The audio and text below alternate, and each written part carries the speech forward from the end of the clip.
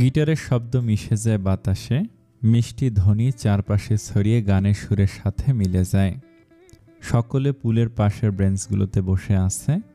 সবার মনোরঞ্জনের জন্য গান গাইছে সভ্য।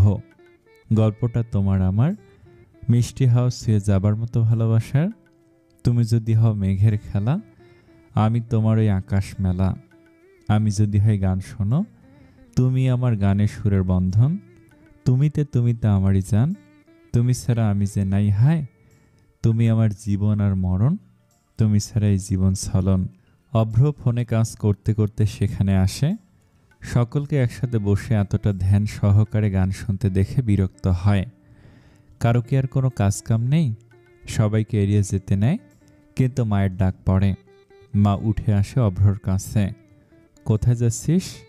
সবাই এখানে বসে আছে, তুইও আয়। দেখো মা, আমার সব নাটক দেখতে ভালো লাগে না, গানই তো।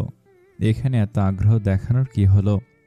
মা হাসে, বেশ নরম কণ্ঠে বলে, এমন আগ্রহ নিয়ে শুনলেই বুঝবি, গানে কেবল কিছু শব্দ থাকে না, থাকে অনুভূতি। এই গানটার প্রতিটি শব্দ সভ্য ইনারার জন্য গাইছে। ওদের ভালোবাসায় আমার আগ্রহ দেখানোর দরকার আছে, আমি গেলাম। ওদের ভালোবাসায় আগ্রহ দেখানোর দরকার নেই, কিন্তু তোর সম্পর্কে আগ্রহ দেখানোর বিশেষ প্রয়োজন আছে। মানেটা বুঝলাম না। সভ্যর চোখ দুটো দেখ, যেভাবে ইনারার দিকে তাকিয়ে আছে, যেন আসলে মনে হচ্ছে তার জন্য প্রাণ উজাড় করে দিতে পারবে। ইনারার চোখে একই অনুভূতি। তোর বাবা এক মুহূর্ত ছাড়ে না আমাকে বিশেষ অনুভব করানোর জন্য, নিজের ভালোবাসা প্রদর্শন করার জন্য। পরিবর্তে আমিও তার নিজের জীবন উৎসর্গ করে দিয়েছি। তোর দাদা দাদি জীবনের এত সংগ্রাম লড়ার পরেও তাদের ভালোবাসা হারায়নি। তাদের দেখলে অনুভব হয় তারা একে অপরকে কতটা ভালোবাসে, সম্মান করে, যত্ন করে। অথচ তোর আর সুরভির মাঝে এমন কিছুই দেখতে পাইনি। 24 ঘন্টাও হয়নি আমাদের এঙ্গেজমেন্টের, কি দেখতে পাবে তুমি? 24 ঘন্টাও লাগে না সম্পর্কে আঁচ করার জন্য। আমার জন্য এসব কেবলমাত্র দেখানো, ভালোবাসা দেখানো লাগে না।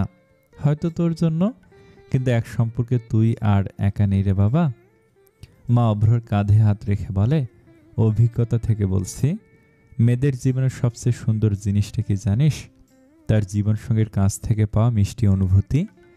যে অনুভূতিতে মানুষ স্বইচ্ছায় এই অনুভূতির খাঁচায় সারা জীবন আটক থাকতে চায়। একটি সম্পর্কের তোর সামনের জনের অনুভূতি কথা ভাবতে হবে, কেবল তারই নয়, না হয় যখন সে আশেপাশে এত সুন্দর সম্পর্ক দেখবে, তখন ওর আফসোস হবে তোর সাথে থাকার কারণে। বুকের ভেতর কষ্ট বেঁধে থাকবে, তখন তুই চেয়েও এই সম্পর্ক সুন্দর করতে পারবি না। অভ্র মায়ের পিছনে তাকায়, দেখে সুরভিকে। সে হাঁটুতে কুনুই রেখে গালে হাত রেখে আগ্রহ সহকারে সভ্যর গান শুনছে। সে আবার তাকায় মায়ের দিকে। কেবল তুমি বলেছ দেখে যাচ্ছি। মা হাসে, তা তো বুঝতেই পারছি। মা তাকে নিয়ে যায় সবার কাছে, তাকে বসায় সুরভির কাছে। সুরভি তাকে দেখে অপ্রস্তুত হয়ে যায়, নড়ে চড়ে বসে, একটু সরে যায়, দুইজনের মাঝে জায়গা করে নেয়। আর অন্যদিকে অভ্র এসে বসল, নিজের ভাব ছাড়েনি, কিন্তু আর চোখে ঠিকই তাকায় সুরভির দিকে। তা কেবল এড়ায় না সভ্যর চোখে, তাই তো সে গানের মাঝখানে এক হাসি দিয়ে পঙ্গতি পাল্টে দেয়। তুমি আমি আর নীরবতা, শুনতে কি পাও এই মনের কথা? ভোর আধারেও তোমায় দেখি, তুমি কবিতা, তুমি কবি। আজকাল মন ডুবে যায় অনুভবে, তুমি ভাসো তাই। এই আমি না চিনি আমায়, চেনা আয়নায় আমি বারবার বহুবার তোমাকে চাই, আমি বারবার হাজারো বার তোমাকে চাই। প্রথমে ইনারা অবাকই হয়, হঠাৎ সভ্য এভাবে গান পাল্টে দিল কেন। এরপর তার চোখের দিকে তাকিয়ে নিজেও তাকায় সুরভি ও অভ্রর দিকে। অভ্র তাকে আছে সুরভির দিকে। ইনারা হেসে দেয়, তার মনে পড়ে তাদের গল্প।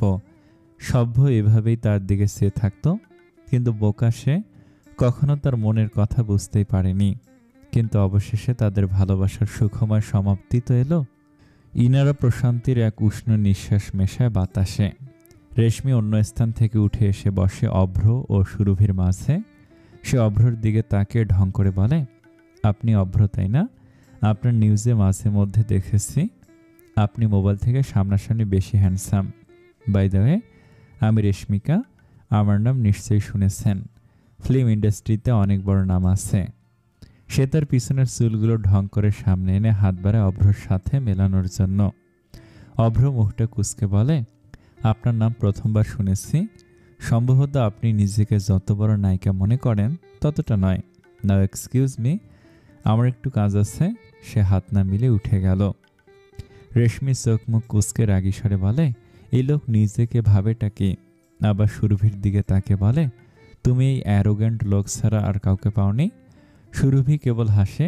সে আর কি বলবে? সে যেভাবে ফেসেছে কেবল সেই জানে। শেয়ালের মতো চালাক লোকটা তার সাথে চালাকি করতে যে একেবারে ফেসে গেছে, আর তার এত সাহসও নেই যে সবাইকে সত্যিটা জানাবে। দুপুরের খাবারের সময় রেশমি বসে অভ্রর পাশে, তার সাথে কথা বলার, তাকে অ্যাট্রাক্ট করার চেষ্টা করে, কিন্তু অভ্র তার দিকে ফিরেও তাকায় না, তাকে যেন দেখেও নি।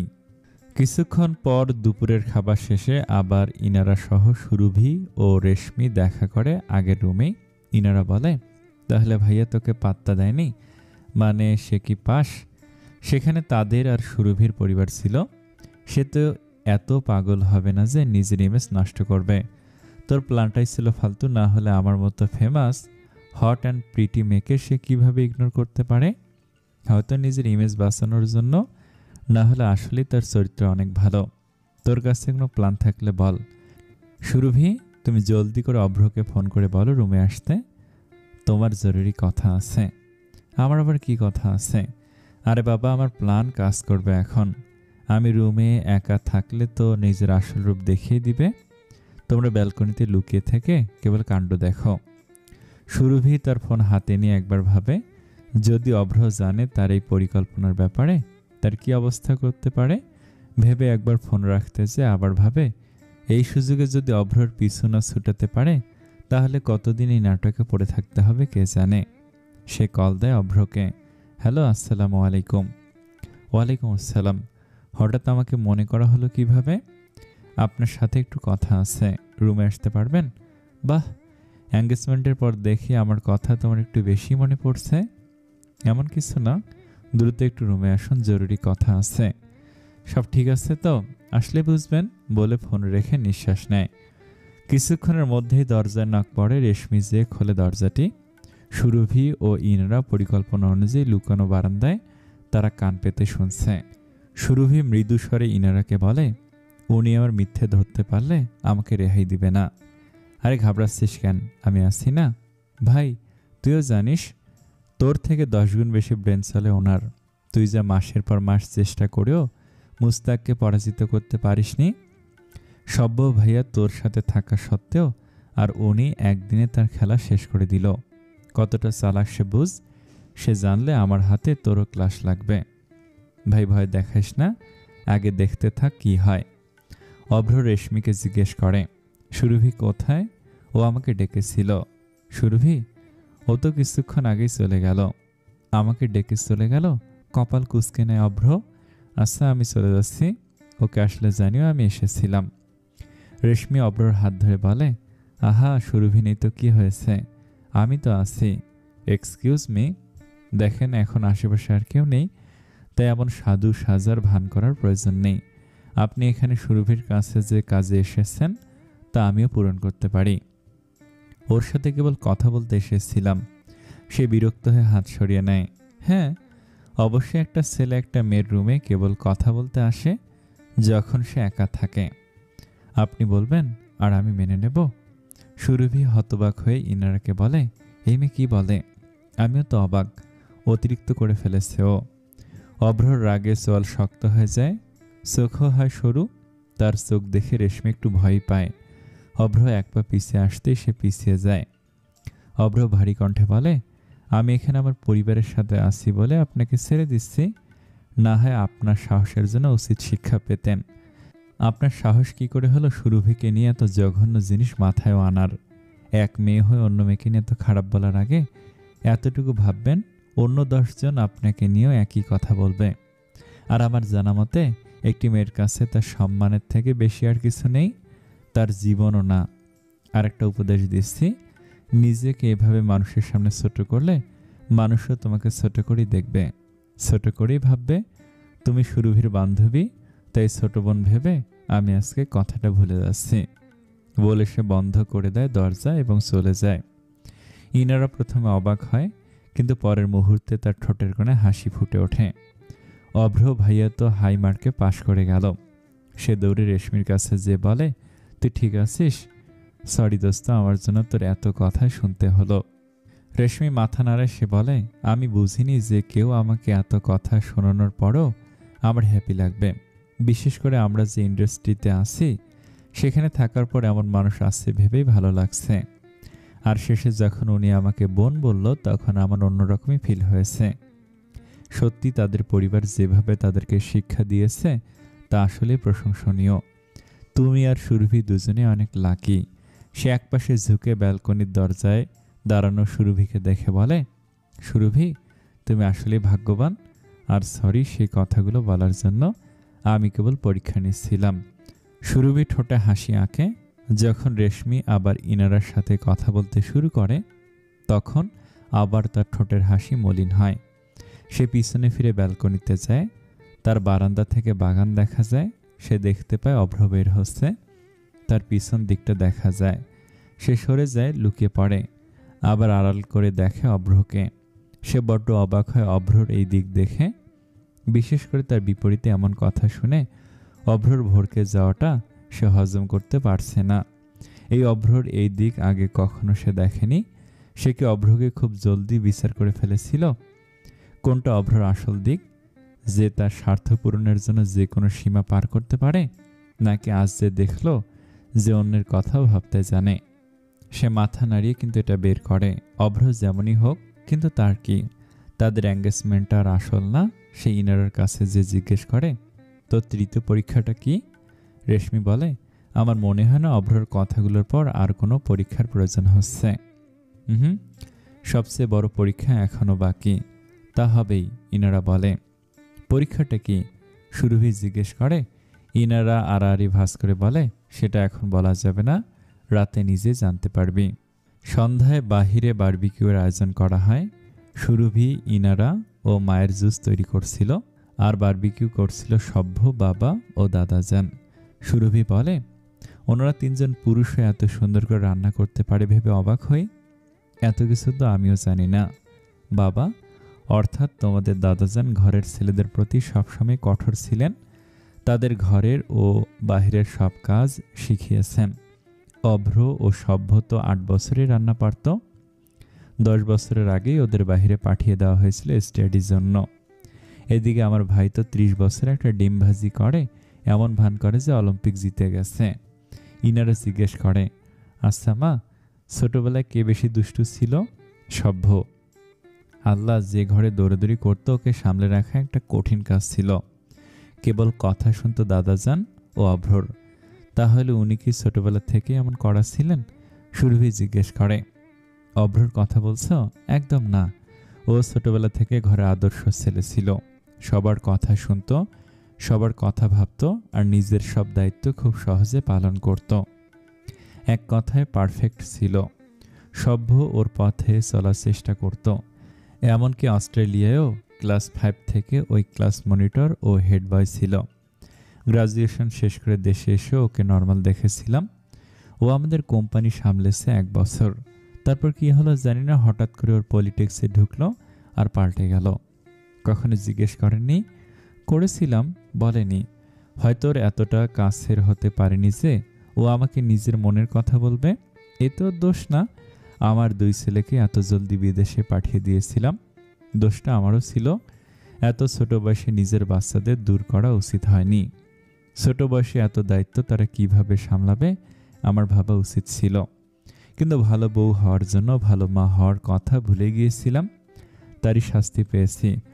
কত বছর আমার একটা ছেলেকেও কাছ থেকে দেখতে পাইনি। মায়ের চোখ ভরে আসে, সে গভীর নিঃশ্বাস ফেলে। ইনারা তাকে একপাশ থেকে জড়িয়ে ধরে বলে, আহা মা, আপনার এত কিউট চেহারা কি কান্না মানায়? আর কে বলেছে আপনি ভালো মা হতে পারেননি? আমার জন্য তো আপনি বেস্ট মা। এই যে আমাকে এতগুলো আদর করেন, আর এত বছর দূরে থেকেছে বলেই তো এখন 2টো ছেলের সাথে 2টো মেয়ে ফিরে পেলেন। মা দেখেন, কেবল আপনার মতো কিউট মা পেয়েছি বলে অসভ্যটাকে সহ্য করেছি। কেবল আপনার জন্য। না হয় ওই অসভ্যটা আমাকে যে জ্বালিয়েছে, ওকে তো বটগাছে উল্টো লটকিয়ে সাইজ করতাম। আমি তো সেকালে প্ল্যানও করেছিলাম, একটা ভয়ানক মেয়ে, ভূতের লোকেশন ট্র্যাক করব, যে বিয়ের জন্য পাগল হয়ে গেছে, তারপর সে অসভ্যটাকে সে ভূতের কাছে রেখে আসব। যখন সে ভূতনি শুনশান এলাকায় তাকে জ্বালাবে, তখন সে বুঝতো আমার মতো মাসুম মেয়ে কত ভাগ্য করে পেয়েছিল। মা হেসে তার মাথায় আলতো করে মারে, ইমোশনালও হতে পারি না তোর জন্য। এসব মাথায় আসে কিভাবে তোর? ট্যালেন্ট মা, ট্যালেন্ট। সুরভি ইনার হাতে কাঁটা লেবুর প্লেট দিয়ে বলে, সে ট্যালেন্ট দিয়ে এই লেবুগুলো চিপে রাখ, আমি আরও নিয়ে আসছি। আরও লেবু লাগবে দিয়ে সে চলে যায়। পেছন থেকে ইনারা বলে, এত লেবু চিপতে গেলে তো লেবুর রসের সাথে আমার ট্যালেন্টও বেরিয়ে যাবে। সুরভি রিসোর্টের পিছনের বাগানের গাছ থেকে কিছু লেবু ছিঁড়ে নেয়। প্রয়োজনীয় লেবু নিয়ে উঠে পিছনে ফিরতে এক ছায়ামূর্তিকে হঠাৎ সামনে দেখে ভয় লাফিয়ে ওঠে, চিৎকার করে। তার হাত থেকে লেবুর বাস্কেটটা পড়ে যায়। সে পিছাতে যে ভেজা মাটি পিছলে পড়ে যেতে নিলেই সে ছায়ামূর্তিটা তার কোমর ধরে নেয়। নিজের দিকে আনতেই দেখতে আফসা দেখতে পায় অভ্রকে। তার জানে আসে, সে ঢোক গিলে বলে, আপনি হঠাৎ করে এলেন কেন? অভ্র তার ভারী স্বরে বলে, তাহলে কি টিজার টেইলার দিয়ে আসতে হবে?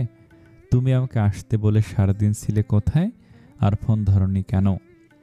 প্রশ্নের মহল তৈরি হবার আগেই শোনা যায় সভ্যর কণ্ঠ, সুরভি ঠিক আছো? তখন ম্যানেজার পিছনের দিকে বাতি জ্বালায়। হঠাৎ দুইজনকে এতটা কাছে দেখে ম্যানেজার ও সভ্য দুইজনেই থতমত খেয়ে যায়। সুরভি খেয়াল করতে অভ্রকে ধাক্কা দিয়ে সরিয়ে দেয়। সে বোঝানোর চেষ্টা করে, ভাইয়া যেমন দেখা যাচ্ছে তেমন কিছু না, আমি ওনাকে অন্ধকারে দেখে ভয় পড়ে যাচ্ছিলাম, উনি আমাকে বাঁচিয়েছে। হ্যাঁ হ্যাঁ, অসুবিধা নেই, আমি বুঝতে পারছি হবু ভাবি, কন্টিনিউ। সে ম্যানেজারকে নিয়ে যেতে নিলে সুরভি আবার বলে, ভাইয়া সত্যি বলছি আমি। আহা হবু ভাবি, আমি বুঝি তো, সমস্যা নেই, এখানে কেউ আসবে না, আর আপনার নিজেদের কথা বা কাজ যাই হোক চালিয়ে যান। সে আর পিছে তাকায় না। লজ্জায় সুরভির মুখ পুরো লাল হয়ে যায়, সাথে অভ্রর ওপর রাগও ওঠে তার। সে অগ্নির দৃষ্টিতে তাকায় অভ্রর দিকে, তারপর চুপচাপ নিচে পড়ে থাকা লেবুর বাস্কেট ওঠাতে থাকে। অভ্রর জন্য কিছুই হয়নি, তোমাকে আমি কিছু জিজ্ঞেস করেছিলাম। সুরভি আবার তার দিকে তাকায় অগ্নি দৃষ্টিতে। আপনার উপর প্রচুর রাগ উঠছে আমার, দয়া করে চুপ থাকতে পারেন একটু? আমি রাগ করার মতো কিছু করেছি বা বলেছি তো বলে মনে হয় না।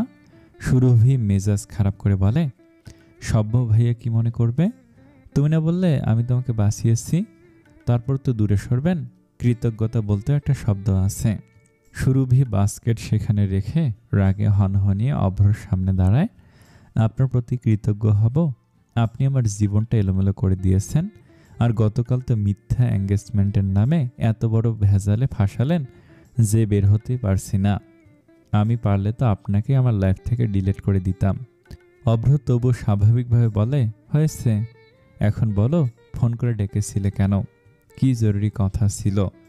সুরভি বিরক্তির ভঙ্গিতে বলে, মানে আমি যে এত কথা বললাম আপনার দেখে কিছুই যায় আসে না? অভ্র হাত আড়াআড়ি ভাঁজ করে সন্দেহের দৃষ্টিতে তাকায় সুরভির দিকে। তুমি বারবার কথা ঘোরাচ্ছ, কি লুকাচ্ছ তুমি? আমি কি লুকাবো? কি যাতা বলছেন? অভ্র সুরভির হাত ধরে তার কাছে টেনে আনে, তার দিকে ঝুঁকে সরু চোখে তাকে ভালো করে যাচাই করে। সুরভিও ভয়ে চোখ মেলায় না। অভ্র বলে, তুমি মিথ্যা বলছো, কোনো কিছু তো একটা চলছে তোমার মাথায়, তাই তুমি আমার সাথে চোখ মিলে কথা বলতে পারছো না। সুরভি এবার তাকায় তার দিকে, এবার তাকিয়েছি, হয়েছে, হাত ছাড়ুন এবার, বলে সে হাত ছাড়াতে গেলে অভ্র আরো শক্ত করে তার হাত ধরে নেয়। সুরভি হাত মোচড়াতে থাকে। সে বিরক্তি হয়ে বলে, আপনি বোধহয় ভুলে গেছেন আমাদের এঙ্গেজমেন্টটা ফেক ছিল। আমি তো ভুলিনি, কিন্তু তুমি হয়তো ভুলে গেছ। সে সুরভির হাতের দিকে তাকিয়ে বলে। সুরভি অবাক হয়ে তার হাতের দিকে তাকায়। তার অনামিকা আঙ্গুলে তাদের এঙ্গেজমেন্টের আংটিটা দেখে নিজে লজ্জায় পড়ে যায়। সে খুলতে ভুলে গিয়েছিল। ব্যাপারটা ভেবে নিজের উপর রাগ উঠলেও সে জোর গলায় অভ্রকে জানায়, পরিবারের সকলে এখানে আছে বলেই পড়ে আছি, না হয় আপনার নামের আংটি পরার আমার শখ নেই। ও আচ্ছা, বুঝেছি। কিন্তু তোমার হাতে আমার নামের আংটিটা সুন্দর লাগছে, যেন তোমার জন্যই তৈরি হয়েছিল। সুরভি তার দিকে আবার তাকায়। অভ্র তাকানো দেখে নিজে লজ্জা পায়। অভ্র বলে, ও রিপোর্টার ম্যাম, লজ্জা পেতে জানে? আমি কোনো লজ্জা টজ্জা পাচ্ছি না। আপনার জন্য আমি কেন লজ্জা পেতে যাব? সে হাত ছাড়িয়ে তার বাস্কেট তুলে দ্রুত সেখান থেকে চলে যায়। অভ্র তার দৌড় দেখে নিজের অজান্তে হেসে দেয়। বাগানের সামনের পুল সাইডে যায় অভ্র। তার চোখ দুটো খুঁজতে খুঁজতে পেয়েও যায় সুরভিকে। সুরভি তার দিকে তাকে সাথে সাথে চোখ সরিয়ে নেয়। আবারও হাসে সে। পুল সাইডের এক ব্রেঞ্চে যেয়ে আবারও ফোনে তার কাজ করতে থাকে। রান্না শেষ হলে সবাই মিলে পুল সাইড ব্রেঞ্চে বসে খাওয়া দাওয়া শুরু করে। সুরভি ও ইনারা উঠে সবার জন্য আরও খাবার নিয়ে আসলো। ইনারা সুরভির হাতে একটি পানির জগ দিয়ে নিজে মাংসের প্লেটটা নেয়। পুলের কাছে আসতেছে সে আর চোখে সবাইকে দেখে হালকা করে ধাক্কা দেয় সুরভিকে। তার হাতের জগটা নিচে পড়ে যায়। পানি পড়ে যায় পায়ে। পানি ছিল একদম ঠান্ডা, কিন্তু ইনারা চিল্লানো শুরু করে, সুরভি, তোর পায়ে ফুটন্ত গরম পানি পড়েছে, কেউ সাহায্য করো। সুরভির পায়ের গরম পানি পড়েছে। গরম পানি? এটা তো ঠান্ডা। ইনারা তো আরও জোরে চিৎকার করতে থাকে। অভ্র ইনারার কথা শুনে দৌড়ে আসে। তার পিছনে আসে সবাই। অভ্র এসে হাঁটু গেড়ে মেঝেতে বসে সুরভির পা ধরে দেখে। ঘাবড়ে যায় সে। তার চোখে মুখে আতঙ্ক দেখা যায়। সে ধমক দেয় সবার আগে, হাঁটার সময় তোমার ধ্যান কোথায় থাকে? এত বড় দুর্ঘটনা ঘটে গেল। তারপর পিছনে তাকে বলে, দাঁড়িয়ে না থেকে কেউ কি ঠান্ডা পানি বা বরফ আনতে পারবে? সভ্যতার বলার আগেই ভেতরে গিয়েছিল ঠান্ডা পানি আনতে। তার বলা শেষ হতেই পানির বোতল হাতে এনে দেয়। সুরভি সবাইকে বোঝানোর চেষ্টা করে, কিন্তু কেউ তার কথা শোনে না। নিজেরাই তার চিন্তায় ব্যস্ত হয়ে পড়ে। অভ্র তার পায়ে পানি ঢেলে নরম দৃষ্টিতে তার দিকে তাকায়। বেশি ব্যথা করছে? সুরভি সবার কথার মাঝে অভ্রর নরম সুরের প্রশ্নটি শুনে তার দিকে তাকায়। তার নরম দৃষ্টি দেখে অবাক হয়। এই প্রথম তার অভ্রর জন্য মায়া হয়। সে তাকিয়ে থাকে অভ্রর দিকে, তারপর মাথা নাড়িয়ে মানা করে। অভ্র উঠে দাঁড়িয়ে ম্যানেজারকে জিজ্ঞেস করে, এখানে আশেপাশে হাসপাতাল আছে? ওকে ডাক্তার দেখানো উচিত। সুরভি বলে, হাসপাতালে যাবে কেন? আমরা তো শাট আপ। পানি বেশি গরম হলে চামড়া উঠে যেতে পারে বা অন্য কোনো সমস্যা হতে পারে। সবে অভ্রর কথার সাথে একমত। কেউ সুরভির কথা শুনছেই না। কিন্তু কোনো কিন্তু পরন্ত না। আমি তোমাকে নিতে যাচ্ছি। অভ্র তাকে কোলে ওঠাতে নেবার পূর্বে সুরভি বলে, জগে ঠান্ডা পানি ছিল কি? জি। এতক্ষণ থেকে এই কথা বলতে চাইছি, কিন্তু কেউ আমার কথা পাত্তাই দিচ্ছে না। সবাই একসাথে তাকে ইনারার দিকে। ইনারা বলে, আমি কি জানি পানি ঠান্ডা না গরম? আমি ভেবেছিলাম দাদাজানের রাতের গ্রিন টির জন্য গরম পানি নিচ্ছে, কিন্তু তুই তো আমাকে। সুরভির কথার মাঝে ইনারা সে তার কাঁধে হাত রেখে বলে, আহা, তুই ঠিক আছিস, এটাই সবচেয়ে বড় ব্যাপার। আয় আমরা বারবিকিউ এনজয় করি, বলে তাকে নিয়ে যায়। সুরভি যাবার পর পিছনে ফিরে অভ্রের দিকে তাকায় একবারের জন্য। সভ্য ইনারার কাছে এসে বলে, তাহলে আমার ভাই পাশ হয়ে গেছে? ইনারা সভ্যর দিকে তাকে দাঁত বের করে বলে, ইয়াপ। ইনারা অ্যাপ্রুভ। সকাল সকালে মিটিং বসে। মায়া মিটিংয়ে এসে দেখে বেশিরভাগ বোর্ড মেম্বার উপস্থিত। সে এসে বসে তার চেয়ারে। মায়ার ভাই ওয়াহিদকে জিজ্ঞাসা করে ঘুম ঘুম কণ্ঠে, হঠাৎ এত সকালে মিটিং রেখেছে, কোনো জরুরি কাজ আছে? আমাদের কোম্পানির সম্মানের ব্যাপার, তাই জরুরি মানা যেতে পারে। ওয়াহিদ প্রজেক্টর অন করে তার ল্যাপটপে কিছু একটা করে। সকলের ধ্যান ছিল প্রজেক্টরের দিকে। ওয়াহিদ ফাইল খুলে বলে, আজকে মিটিং ডাকার কারণ হলো জোহান। সে একটা বাটন চাপ দিতেই জোহান ও তার বাবার ছবি আসে। সাথে জোহানের বাবাকে যে পুলিশ ধরে নিয়ে যাচ্ছিল সে ছবিও। ওয়াহিদ তার কথা চালিয়ে যায়, আমার মনে হয় না এমন একটা আর্টিস্টকে আমাদের কোম্পানিতে রাখা উচিত যার পরিবার ক্রাইম করে জেলে আছে। এটা আমাদের কোম্পানির জন্য ভালো হবে। তাই আমি চাই আমাদের কন্ট্রাক্ট ক্যান্সেল করে ওকে এই কোম্পানি থেকে বের করে দেয়া হোক। মায়া প্রজেক্টরের থেকে চোখ সরিয়ে ওয়াহিদের দিকে তাকায়। দেখতে পায় ওয়াহিদও তার দিকে তাকিয়ে কথাগুলো বলছিল।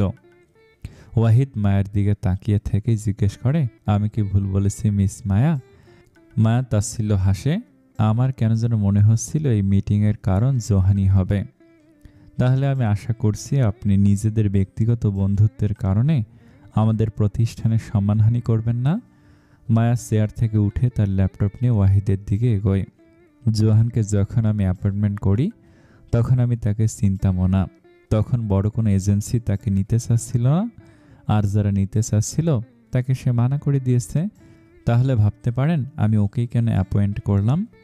মায়া ওয়াহিদের ল্যাপটপ সরিয়ে প্রজেক্টরে নিজের ল্যাপটপের সাথে কানেক্ট করে, সকলের দিকে তাকে বলে, আমরা যদি গত 2 বছর বাদ দেই তাহলে দেখতে পাবো 2016 সাল থেকে দেশের চারদিকে কেবল জোহানের নাম ছিল, তা হোক গানের জগতে বা অভিনয়ের। ইনফ্যাক্ট তার ডাউনফলের পরেও সোশ্যাল মিডিয়া গ্রোথ এবং অ্যালবাম সেল আমাদের কোম্পানির অনেক আর্টিস্ট থেকে বেশি। সে ওয়াহিদের দিকে তাকে খোঁচা মেরে বলে, যার মধ্যে আপনার গার্লফ্রেন্ডও আছে, মিস্টার ওয়াহিদ। ওয়াহিদ বিরক্তির ভঙ্গিতে চোখ সরিয়ে নেয়।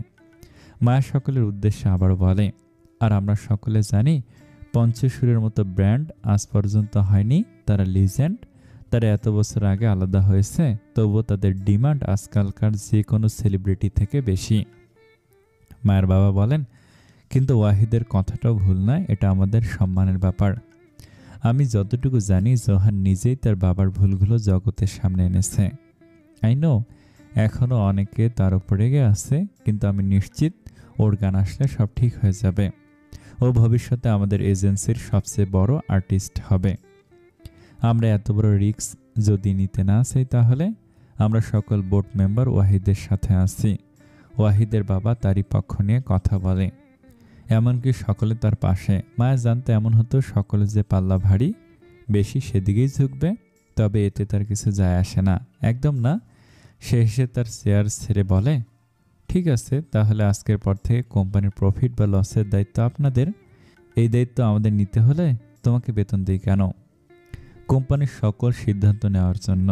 কিন্তু আমি যদি সিদ্ধান্তই না নিতে পারি তাহলে দায়িত্বের ভার আমি নেব কেন?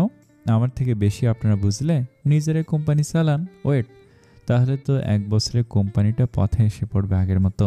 আহারে! ওয়াহিদ উচ্চস্বরে বলে, মায়া, এখানে সবাই তোমার বড়, মুখ সামলে কথা বলো। কাজের ক্ষেত্রে ছোট বড় হয় না, সকলে নিজের দিকে রাখার অধিকার আছে।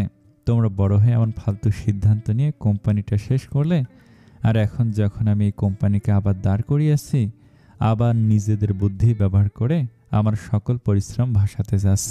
তো আমি কি বলবো? তোমরা চাও তোমাদের সিদ্ধান্তের ভার আমি নেব যেন ভবিষ্যতে আমাকে দোষারোপ করতে পারো? না, এসবের মুড আমার নেই। মায়া, তোমার মনে হয় না ইগো তোমার মাথায় চড়েছে? ইগো না, এটাকে কনফিডেন্স বলে। আর হ্যাঁ, মায়া উঠে দাঁড়ায়, যদি এই কোম্পানিতে আমার সিদ্ধান্ত না চলে তাহলে আমিও এই ভেজালে নেই। যদি আমি এই কোম্পানিতে থাকি তাহলে আপনাদের সুবুদ্ধি সম্পন্ন সিদ্ধান্তের কারণে আমার ক্যারিয়ার শেষ হয়ে যাবে। তাই আপনারা নতুন কাউকে আপনাদের ইশারায় নাচার জন্য খুঁজে নিয়েন। মায়া উঠে যেতে নিলেই ওয়াহিদের বাবা তাকে দ্রুত থামায়। মায়ের বাবার সাথে ইশারার মাধ্যমে কিছু আলোচনা করে বলে, তুমি ভুল বলছো না, জোহান আমাদের জন্য সবচেয়ে বড় সম্পদ, আর ঝুঁকি না নিলে লাভ হবে কিভাবে? কিন্তু বাবা, ওয়াহিদের কথা শুনে বাবা আবারও মায়াকে বললেন, তুমি নিজের মতো কাজ করে যাও, কেউ তোমাকে বাধা দিবে না। মায়া বিজয়ের এক হাসি দিয়ে সেখান থেকে কিছু না বলেই চলে যায়। আর যাওয়ার পর সকলে শান্তির নিঃশ্বাস ফেলে। ওয়াহিদের বাবা তাকে কঠোর সুরে বলে, ওয়াহিদ, তুমি নিজে যখন ছিলে তখন তো কোম্পানি সামলাতে পারোনি, এখন কোনো মাতব্বরি করতে যেও না। বাবা, আমি তো বর্তমানে এই কোম্পানির থেকে আমরা সবচেয়ে বেশি প্রফিট করি, আর এর কারণ হলো মায়াই। ওকে নারাজ করার কোনো দরকার নেই। এরপর সে তাকায় মায়ের বাবার দিকে, আর বেয়াই সাহেব, নিজের মেয়েকে সামলান, ওর মুখ এখন একটু বেশি চলে। আমার কথাও কোথায় শোনে, নিজে যা ভালো বুঝবে তাই। হাত থেকে বের হয়ে গেছে পুরো। আমার ব্যাংকে টাকা পাঠিয়ে বলে ওর ওপর যে খরচা করেছি তা নাকি ফেরত দিয়েছে, তাই ইন্টারেস্ট সহ। চিন্তা করতে পারছেন কি পরিমাণ বেয়াদব হয়েছে? ওয়াহিদ তাদের কথাগুলো শুনে নিজেকে নিয়ন্ত্রণে রাখতে চায়, কিন্তু না পেরে বলেই ফেলে, এখন আঙ্কেল, আপনি তো সবসময় বলতেন কিভাবে মায়া আপনার জন্য কেবল দায়ী ছিল। ওর পিছনে আপনার কত টাকা খরচ হয়েছে।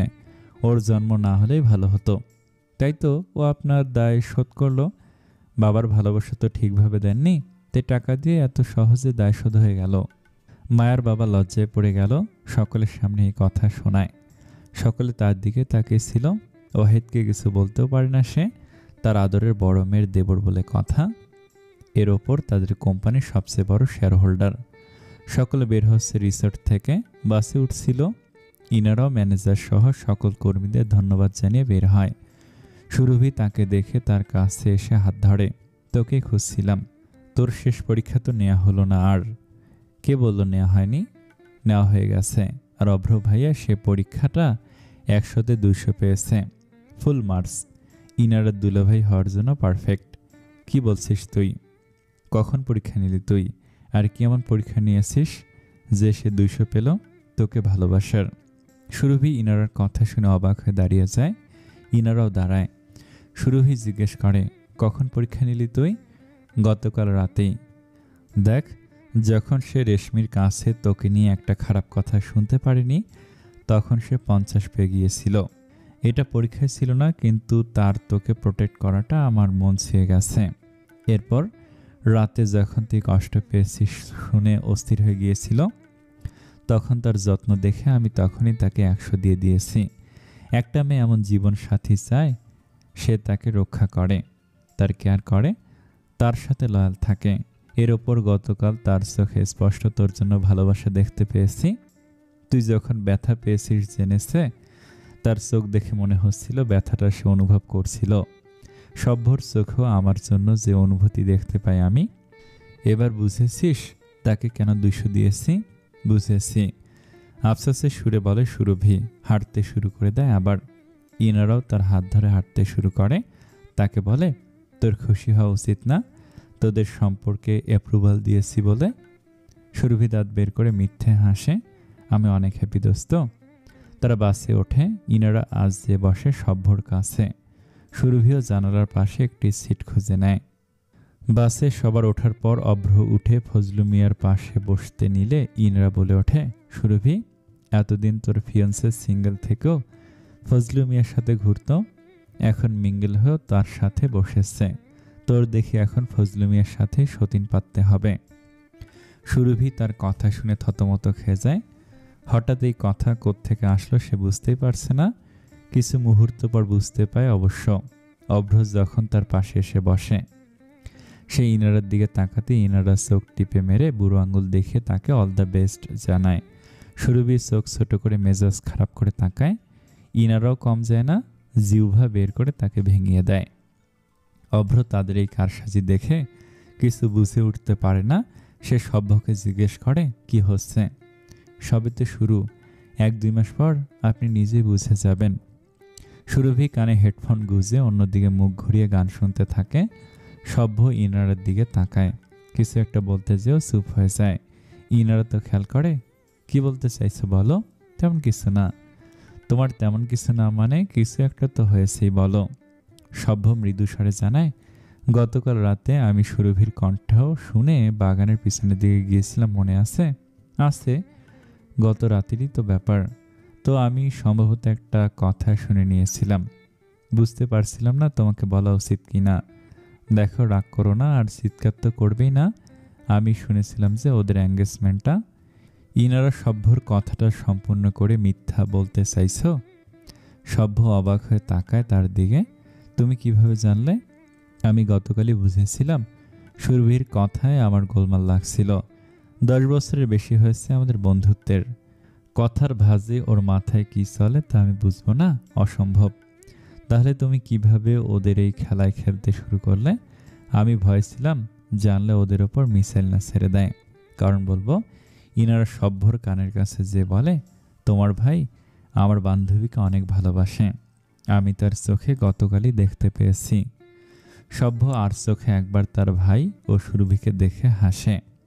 তারপর ইনারাকে বলে, আমি তো কেবল এজন্য চুপ ছিলাম যে সুরভির চক্করে আমার ভাই নর্মাল হয়ে যাবে, আমাদের কাছে চলে আসবে। কিন্তু তোমার কথা শুনে এখন আমি আরও তাদের জুটি একসাথে দেখতে চাই। কিন্তু সে সুরভিকে যতই ভালোবাসুক আমার মতো আশিক হতে পারবে না। আমি তোমাকে যত ভালোবাসি তার মতো কোনো প্রেমিক ভালোবাসতে পারবে না। হয়েছে নিজের প্রশংসায় মগ্ন হওয়া। সে হেসে বলে, অসভ্য। সভ্য ইনারাকে ধরে নিজের বাহুতে ভরে নিয়ে বলে, মহারানী, কেবল মুখে বলার মতো মানুষ আমি নই। আপনি জানেন, আমার মতো প্রেমিক এ জগতে খুঁজে পাবেন না। মায়ের কেবিনে নক পড়ে। জোহান আহ্বানের অপেক্ষায় থাকে না। অনুমতি পাবার পূর্বে দরজায় মাথা ঢুকে জিজ্ঞেস করে, আসবো? রুমে ঢুকে মানুষ ঢোকার জন্য অনুমতি নেয় না। জোহান রুমের ভেতরে এসে চেয়ারে বসে আরামে জিজ্ঞেস করে, ডেকেছিলেন ম্যাম? তোমার ট্রেনারের সাথে গতকাল কথা বলেছিলাম। সে বলেছে তুমি এখন পারফেক্টলি রেডি, তোমার কামব্যাকের জন্য তৈরি হও। সিরিয়াসলি? জোহানের চোখে মুখে খুশি স্পষ্ট দেখা যায়। তাকে দেখে মায়ের ঠোঁটেও হাসি ফোটে তার অজান্তেই। সে মাথা নাড়ায়। সে চেয়ার থেকে উঠে জোহানের কাছে এসে একটি ফাইল ফিরে বলে, আমি এই গানগুলো দেখেছি তোমার জন্য, তোমার কণ্ঠে মানাবে। যদি তোমার কাছেও কোনো গান থাকে তা আমাকে পাঠিও। যে গানগুলো তোমার স্বরে সবচেয়ে ভালো লাগবে আমরা তাই ফাইনালাইজড করব। এই অ্যালবাম কেবল তোমার জন্যই নয়, আমাদের জন্য অনেক গুরুত্বপূর্ণ। সব ঠিক থাকলে 2 মাস পর তোমার জন্মদিনে এই অ্যালবাম রিলিজ করা হবে। জোহান উঠে মায়াকে জড়িয়ে ধরে। মায়া হতবাক। সেই ব্যাপারটা নিয়ে অপ্রস্তুত ছিল। স্থির হয়ে দাঁড়িয়ে থাকে সে। তার বুকের ভেতর আবারও আগের মতো উথাল পাথাল ঢেউ খেলাতে থাকে। আগেরবার যখন সে এমন করেছিল তখন সে সন্দেহ করেছিল সে অসুস্থ। এখন দেখা যাচ্ছে তার সন্দেহটাই সঠিক। যখন তার ভেতরে এমন উথাল পাথাল খেলা করছিল তখন জোহান তাকে ছেড়ে খুব উৎসাহ দেখিয়ে বলে, তুমি বুঝবে না আমি কতটা খুশি। আমি এই দিনটার জন্য কত অপেক্ষা বা মাস অপেক্ষা করেছি। গান আমার কাছে নিঃশ্বাস নেওয়ার মতো, আর আমার গান সবাইকে শোনানোটা আমার খুশির নাম। আর আজ আমি অনেক খুশি। Thank you so much. মা তখন স্থির হয়ে দাঁড়ানো। সে জোহানের দিকে তাকিয়ে কেবল অপ্রস্তুত হয়ে হাসি দেয়। জোহান বলে, তুমি অনুমতি দিলে কি এই ব্যাপারটা আমার মা, বোন আর বন্ধুদের জানাতে পারি?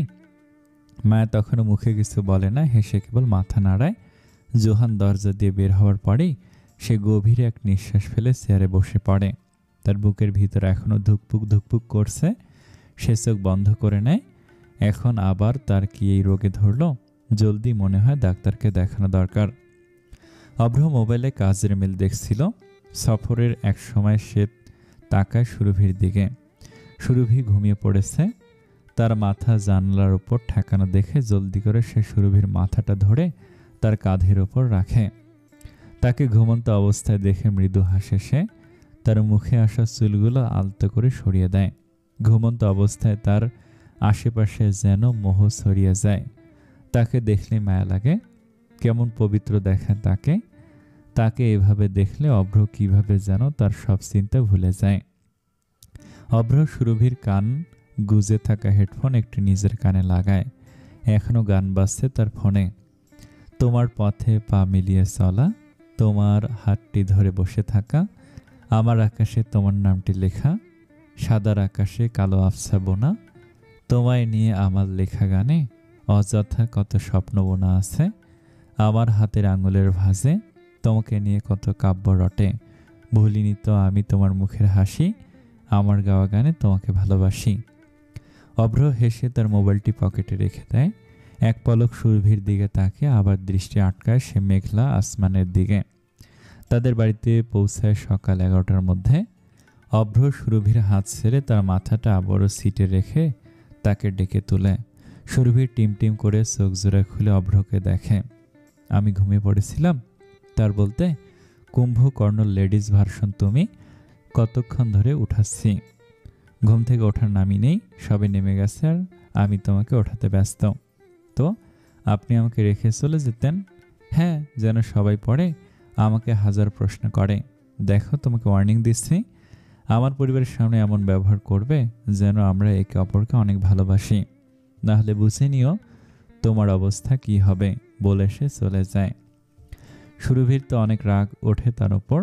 সে হাওয়াতে ঘুষি মেরে নিজের রাগ কমানোর চেষ্টা করে। গভীর নিঃশ্বাস ফেলে বলে, এই লোকটাকে যখনই একটু ভালো ভাবি তখনই আমার ভুল ভাঙিয়ে দেয়। সবই তার নাটক। গতকালও নাটক করছিল, অভদ্র একটা। আই হেট হিম। সে নিজের জিনিসপত্র নিয়ে বাস থেকে নেমে বাড়িতে যায়। বাড়িতে যাবার পর সকলে ড্রয়িং রুমে বসে এই কয়েকদিনের ছবি দেখছিল। এই তাদের শেষ সময় কাটানো। দুপুরের খাবার খেয়ে তারা সকলে নিজ নিজ কাজে রওনা দিবে। আবার কবে যে এভাবে দেখা হয়। মা সবার জন্য নাস্তা এনে দেয় কিছু ফল ও নাটস। সবাই খেতে খেতে ছবি দেখে, গল্প করে, হাসি ঠাট্টায় মেতে থাকে। বিশেষ করে ইনারা ও সুরভি, তারা একে অপরকে পেলে তো জগৎ ভুলে যায়। আজ তাদের সাথে বাবা ও সভ্য যোগ দিয়েছে। ইনারা সব খাবার নিয়ে এক ভাগ নিজে খাচ্ছিল, আর এক ভাগ দিচ্ছিল সুরভিকে। সে কলেজের দিনের মতো এভাবেই সে এক মুঠো কাঠবাদাম নিয়ে অর্ধেক দেয় সুরভিকে, আর অর্ধেক নিজে রাখে। অভ্র কাজ করলেও তার ধ্যান সুরভির দিকেই ছিল। ইনারা বাদাম তুলে তা যে সুরভিকে দিল তাও সে দেখে। যখন সুরভি বাদাম মুখে তুলবে তখন সে উঁচু স্বরে বলে ওঠে, সুরভি। হঠাৎ এমন ডাকে সুরভি তো ভয় লাফিয়ে ওঠে। সে অভ্রর দিকে ড্যাব ড্যাব করে তাকিয়ে থাকে। অভ্র নিজে বলে, তোমার না বাদামে অ্যালার্জি আছে?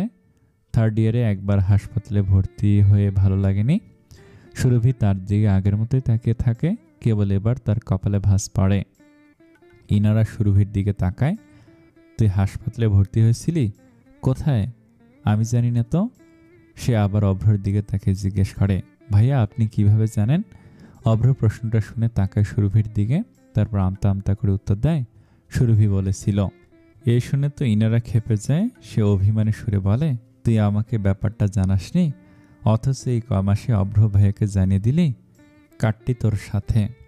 সে মুখ ফুলে উঠে যায়। সভ্য বলে, এই মেয়েটার কথায় কথায় রাগ করার কি বিমারি আছে? তুমি চিন্তা করো না, আমি দেখছি ওকে, বলে সেও চলে যায়। কিন্তু সুরভি সেদিকে ধ্যান দেয় না। 1 ঘন্টার মাঝে ইনারা নিজেই সব ভুলে যাবে। কি যেন রাগ করেছিল ওটাও, সেটা বড় বিষয় না। সে কিছুক্ষণ ভেবে অভ্রর পাশে এসে বসে। অভ্র ল্যাপটপে কাজ করছিল। সুরভিকে তার পাশে এসে বসতে দেখেও না দেখার ভান করে। তবে সুরভি তাকে জিজ্ঞেস করেই বসে, আপনি কিভাবে জানেন যে আমার নাটসে অ্যালার্জি আছে? অভ্র বেশ আত্মবিশ্বাসের সাথে উত্তর দেয়, আমি নিজের রিসার্চ ভালোভাবেই করি। তোমার সাথে এখন আমার একটা চুক্তি আছে। তোমার কি মনে হয় তোমার খোঁজ ছাড়াই এসব করেছি? তা ভালো কথা, কিন্তু আপনি এটা কীভাবে জানলেন আমার এর জন্য থার্ড ইয়ারে হাসপাতালে যেতে হয়েছে? ব্যাপারটা ইনারা বা আমার পরিবার কাউকে জানায়নি। চিন্তা করবে বলে, এত আগের এই সামান্য ঘটনার রেকর্ড থাকার কথা না। অভ্র ঘাবড়ে যাওয়ার পাত্র নয়। সে সুরভির দিকে তাকিয়ে বাঁকা হাসে। নিজের ল্যাপটপটা বন্ধ করে তার দিকে মুখখানি এগিয়ে বলে, তুমি তো রিপোর্টার। এতটুকু ধাঁধা যদি সমাধান করতে নাই পারো তাহলে রিপোর্টার হওয়ার যোগ্যই না। তাই নিজের প্রশ্নের উত্তর নিজেই খোঁজো। আমার গাড়ি মনে হয় এসে পড়েছে, আবার দেখা হবে, এখন আমি চাইব, বলে সে উঠে চলে যায় সুরভির সামনে। সুরভির তখন অনেক মেজাজ খারাপ হয়, কিন্তু সে কিছু বলতে পারে না। এর মধ্যে তাইফের মেসেজ পায় সে, দোস্ত সিনিয়র থেকে অর্ডার এসেছে, তোকে আবারও কাজে জয়েন করার জন্য ডেকেছে। ইনফ্যাক্ট তুই এবং আমি 2টা প্রজেক্টও পেয়েছি। অনেক এক্সাইটিং ব্যাপার না?